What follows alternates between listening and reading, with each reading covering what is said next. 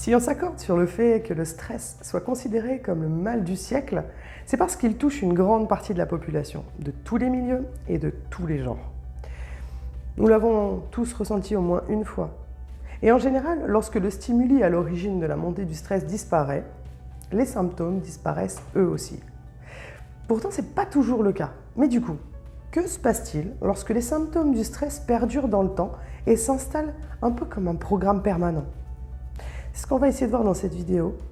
Mais je vous donnerai aussi 6 clés pour gérer ce stress à long terme avec des moyens naturels et simples.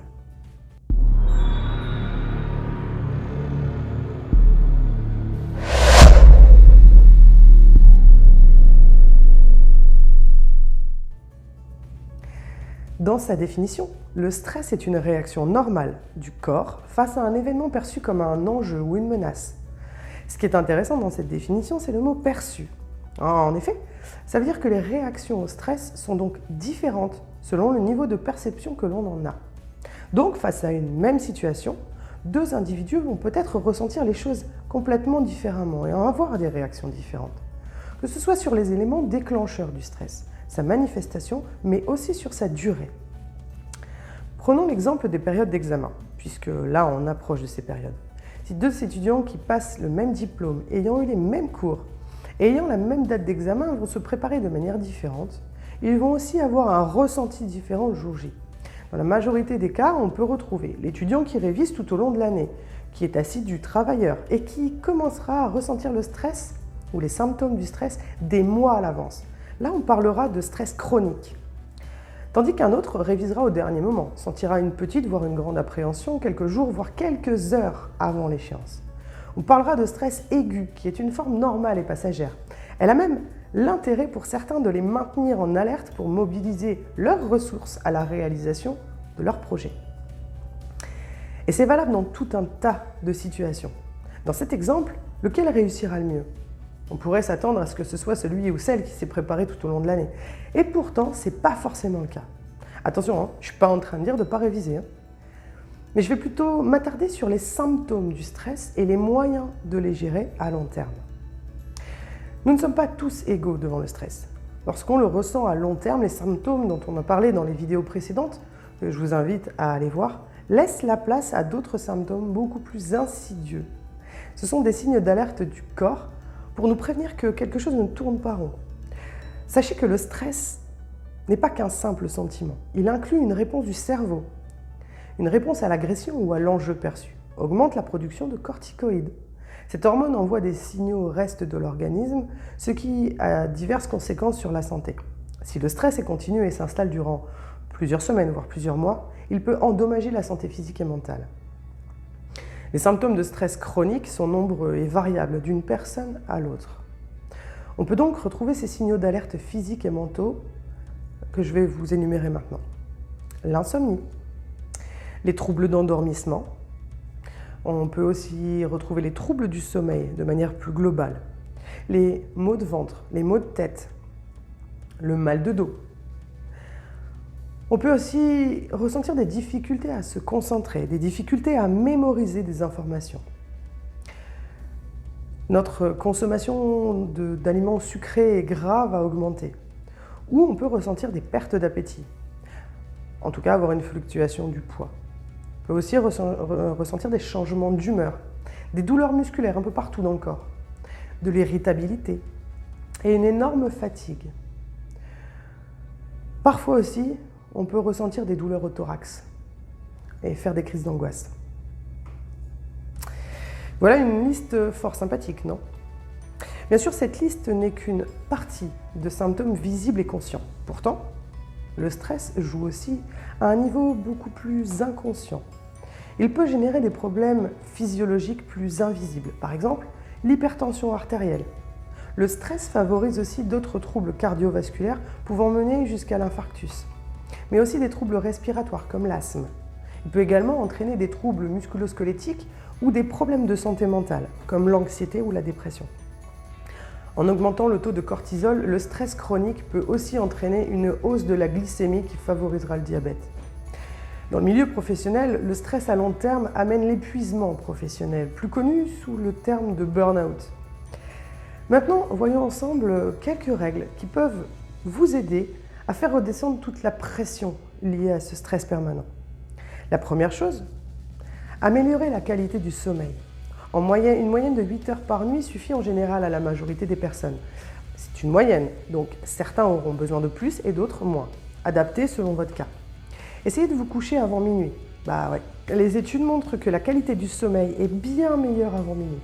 Alors vous allez me dire que c'est facile à dire, mais que dans la réalité, quand on a des difficultés à s'endormir, on ne choisit pas vraiment le moment. Et oui, vous avez raison, au moins dans un premier temps. Les habitudes sont un peu difficiles à mettre en place. Dans ce cas, essayez par exemple de limiter le temps d'écran. En gros, disciplinez-vous pour éviter les écrans, tablettes, téléphones, télévision, au moins 1 à 2 heures avant d'aller vous coucher. Prenez un livre à la place, vous verrez que les effets sont complètement différents. Vous pouvez aussi prendre une douche chaude avant d'aller vous coucher, ça détendra les muscles et favorisera la relaxation. La deuxième chose, c'est améliorer la qualité de vos repas. Mangez moins gras, moins salé, moins sucré, des repas équilibrés et adaptés à vos dépenses énergétiques durant la journée. Une nourriture de qualité adaptée à vos besoins aura forcément un impact sur votre métabolisme et jouera aussi sur la qualité de votre énergie durant la journée. Troisièmement, la pratique sportive régulière permet à votre corps de lâcher les toxines accumulées dans la journée. C'est aussi un excellent défouloir pour évacuer les tensions. En général, on conseille une pratique de 30 minutes par jour minimum, environ 3 à 4 fois par semaine. Si vous n'êtes pas adepte des salles de sport, des associations ou des clubs sportifs, il existe aujourd'hui énormément de contenu gratuit sur YouTube, des vidéos de fitness, de muscu, de cardio, de très bonne qualité. D'ailleurs, les coachs sportifs vous conseilleront aussi une alimentation adaptée et équilibrée pour accompagner vos séances de sport. Choisissez la pratique qui vous parle le plus. Le but, c'est de transpirer, de s'étirer, de bouger, de se décharger en fait. Adaptez vos séances à votre état de forme. Pas la peine d'aller forcer et de se blesser non plus. La quatrième chose, c'est choisissez-vous aussi des moments de relaxation dans la journée. Ça peut être des moments courts ou plus longs selon votre emploi du temps. Ce sera peut-être difficile au début, mais vous sentirez les effets assez rapidement. Vous pouvez faire de la méditation, des techniques de respiration, écouter de la musique relaxante. Là aussi, pas besoin de vous ruiner. Il existe tout un tas de choses intéressantes sur Internet. Ou sinon, vous avez des applications intéressantes comme Petit Bambou par exemple. Des méditations courtes d'une dizaine de minutes sont parfois bien suffisantes pour atteindre une détente musculaire, un moment de relaxation réparateur. Cinquième chose, faites des pauses régulières dans la journée. Je ne parle pas de pauses de 2 heures pour 1 heure de travail, mais des petites pauses pour vous aérer, discuter avec des collègues, aller marcher un peu pour vous dégourdir les jambes. Surtout quand vous faites un travail où vous devez être assis derrière un écran et hyper concentré. Profitez-en pour vous étirer un peu. Vous verrez que ce simple geste peut vous libérer. La sixième chose, respirez.